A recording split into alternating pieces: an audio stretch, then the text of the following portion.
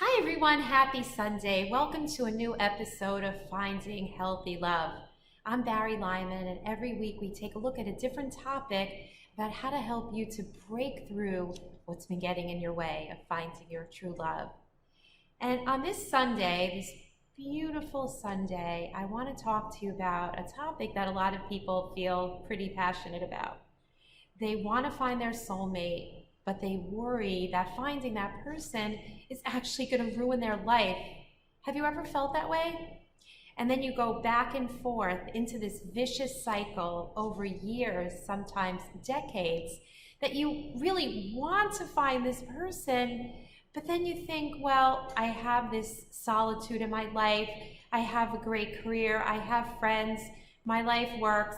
It would be nice to have someone to share my life with, but I don't know, my relationships have been terrible, emotionally unavailable people, divorce, I've lost my financial standing, I had to rebuild, I don't want to be controlled, I don't want to lose what I have. So this idea of finding love is like a concept. It's like foreign. So you go from optimism to disappointment to I don't need it. Can you relate to this? Is this something that you've experienced?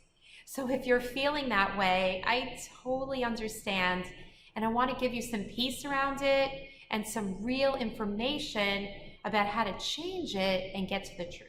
So let's talk about why this happens. Why is it that we get stuck in these patterns and we kind of turn away from love, that we haven't found our soulmate after so many years? So this may come as a surprise to you, maybe it won't. But many of us experience this problem because the real problem is fear. And fear is pretty gripping, and it's going to motivate us. So at the end of the day, why we keep meeting wrong people and why we avoid love is that there's a fear of intimacy. There's a fear of intimacy, a fear of being controlled, a fear of being smothered, a fear of losing our independence. And where does that come from? Think it comes from the past, the present, or the future? Well, if you guess that it comes from the past, you'd be right.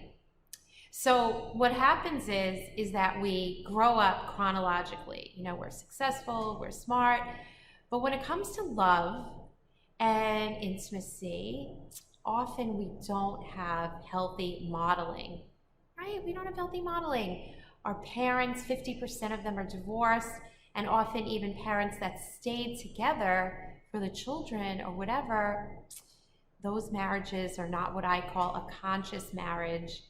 And when two people get together and they raise children and they don't have the parenting skills or the empathy that they need, that children really need, well, we bear the brunt of it. We bear the problem. So if mom was narcissistic, or you didn't get the attention that you wanted, or the warmth, or the hugs, or the kisses, and we go through all of this trauma, and the trauma actually causes us to put up these walls, and we have blocks when it comes to love, because it's what we see in our childhoods that really dictate what our love life is going to be.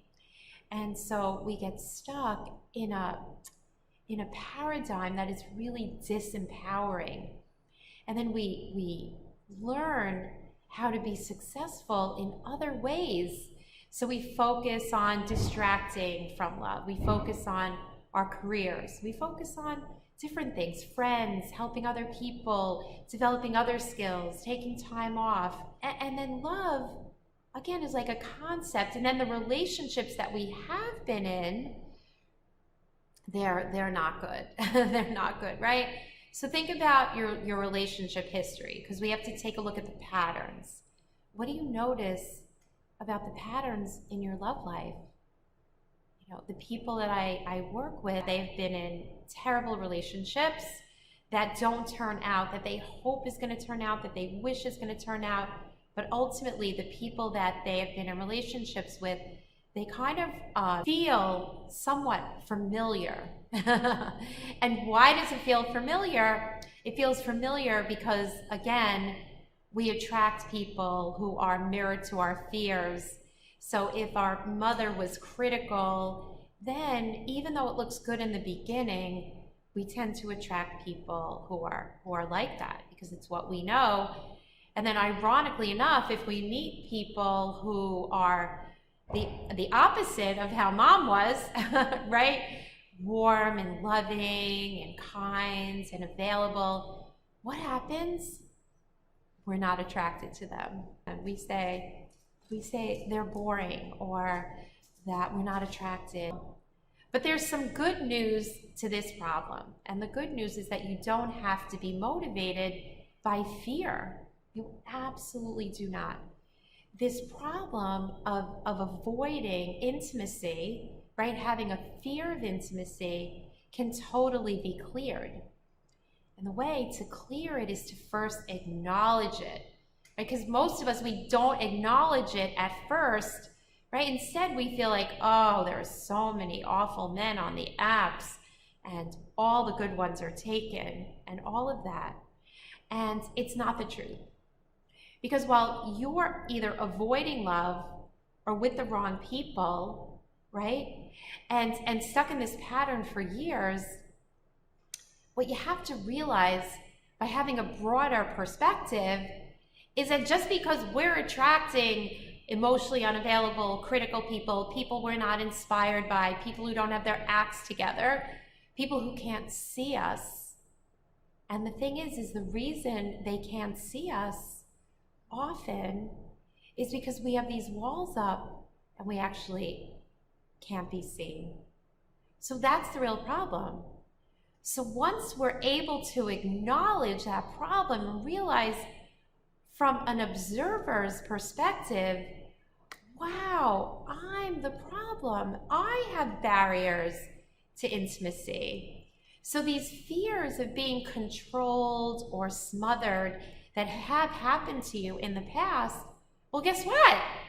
It doesn't have to continue in the future because the past doesn't equal the future, right? If you start to think differently and you do things differently, then you can have a totally different outcome.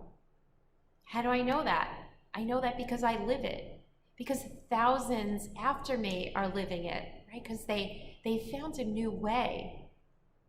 So here's the thing you have to know, is that walls can come down. Fears can shift from fear to openness, to real vulnerability. Because vulnerability is not just a concept. So many people think that they're already vulnerable, right? Maybe they're vulnerable with their friends, maybe they're vulnerable at work, but vulnerability speaks to real connection. It speaks to really being able to be seen as you are, right? So that fear of being seen and being connected with and accepted is foreign to so many of us because we didn't grow up that way. And because we have this fear, we keep magnetizing the same experience over and over again. But again, this is a skill that can be learned. Now, it's not a skill. The way around it, the way to solve the problem is not to just analyze it, right? Many of you are very self-aware. You know this is going on. You see what's going on, but the problem isn't being solved because, again, knowing what's not working, does it change it? I know it didn't for me. All of those years of personal growth and energy healing and silent retreats and NLP and all these great things. But the problem was inside, I was still operating from the place of a little girl, fear, right? Because we didn't get the love we needed as children, again, we grow up that way. So the key is knowing that becoming not intellectually vulnerable, but really vulnerable is the foundation of having authentic, beautiful connection.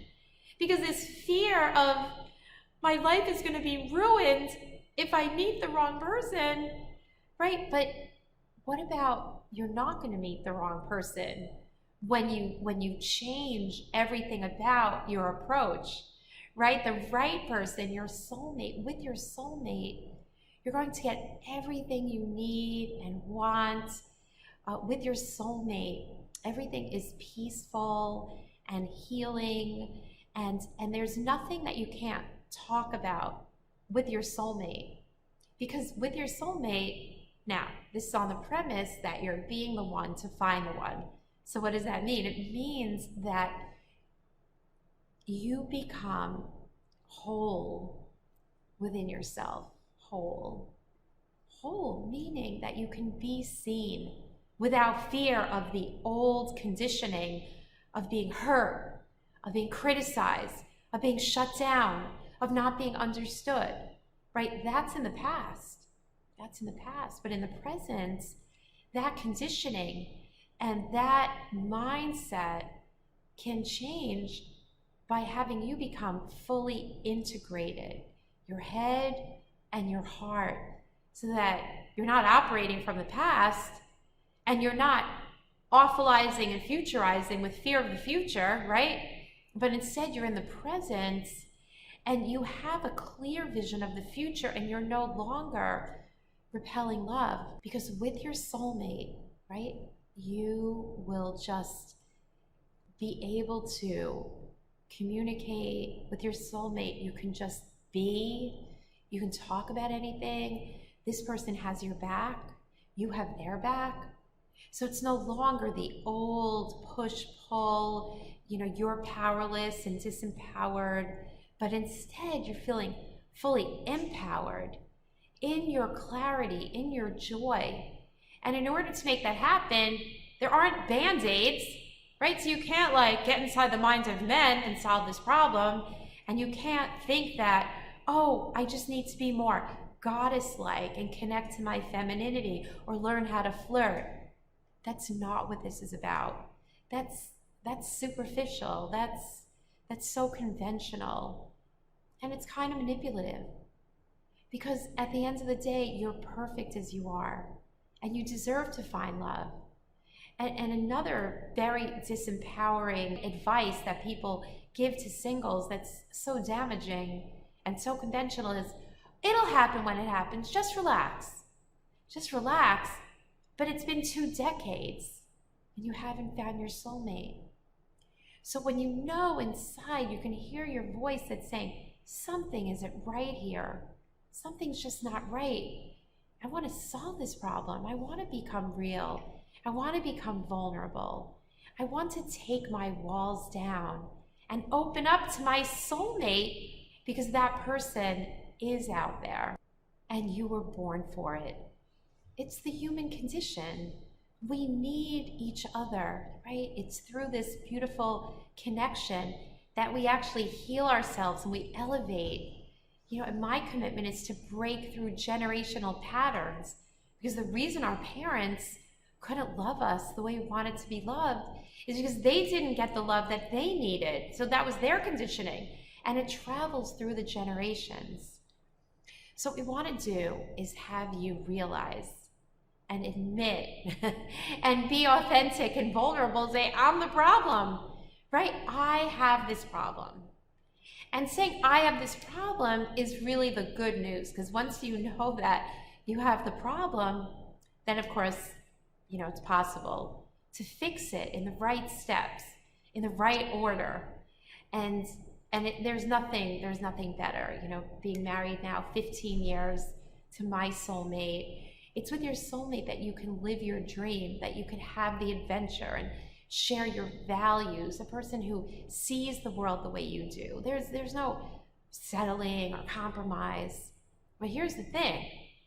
Which camp are you in? There are 2 camps of people, right? There are success-oriented people that get really committed and they admit, oh my gosh, it's me. I want to solve it. I want to fix it, right? And what do? With courage and real tenacity and commitment and decisiveness, they say, I am willing to do what it takes, and I'm going to leave my comfort zone and learn what I never learned in childhood.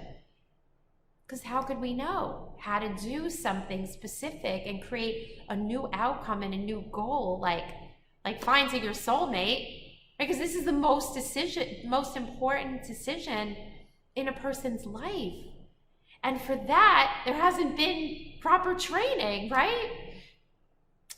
Okay, the other camp are the people who, they kind of stay like little kids and they stay in fear and they're not willing to step out of that or leave their comfort zones. And then they get to say, oh, it's not in the cards for me, not in this lifetime. God forgot about me. Where I live doesn't work. The dating sites are awful. And then there's a payoff for doing that. And the payoff is, well, what do you think the payoff is? Saying it's not in the cards for me, it can't happen for me, I see it happening for other people, but not for me.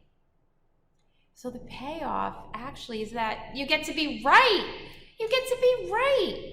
And then you don't have to shift out of your comfort zone. You don't have to leave the comfort of what you know, and sadly, you get to be like alone and a victim and in the false comfort of the solitude and the disempowerment. I don't know, is that inspiring? To me, it's so much more inspiring to say, yes, love is out there for me. I just haven't known how to find it. And you shift and you know that you need to get vulnerable and stop repelling love and open your heart to it and get clear about the steps and then actually get empowered and date in a new way and have an amazing time doing it, right? Otherwise, it's disempowering and scary.